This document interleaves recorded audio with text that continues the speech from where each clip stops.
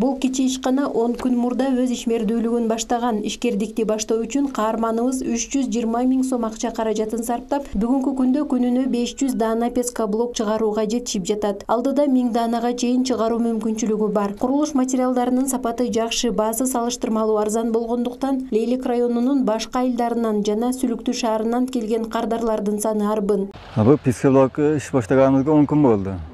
Азыр пока рабочийimiz 4 рабочий бар. 4 рабочий иштеп атат. Мунун башка пескоблоктардан айырмасы шуки, мунун ортасында кабыргасы бар. Кабыргасы нема дейсиңер да? Ошо кабыргасы бар ортасында. Бакбат мындай кухня, баня сосап улат мындан. Ошондой энди оорлугу 24 кило. Пескоблок 18-17 кило болуш керек. Bunun ağırlığı 24 kilo. Azı özümüze ayırgen основной районга кетип атат, Сүлүктүү менен Чимгенге.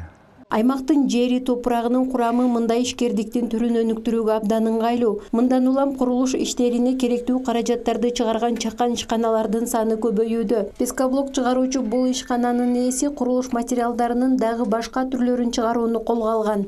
Bir yıldan beri işleyatımız. Peskоблокта 3 kişi işleyt. Pelaramada 1 kişi.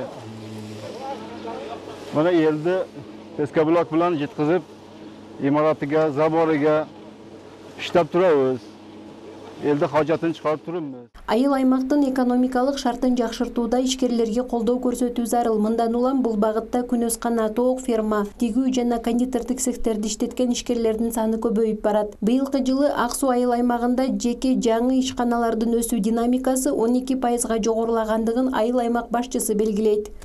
Ишкерликтин түрлөрүнөн дагы биз актив эл аралык уюм менен 2018-19 жылдары катуу жакшы иш кеткен.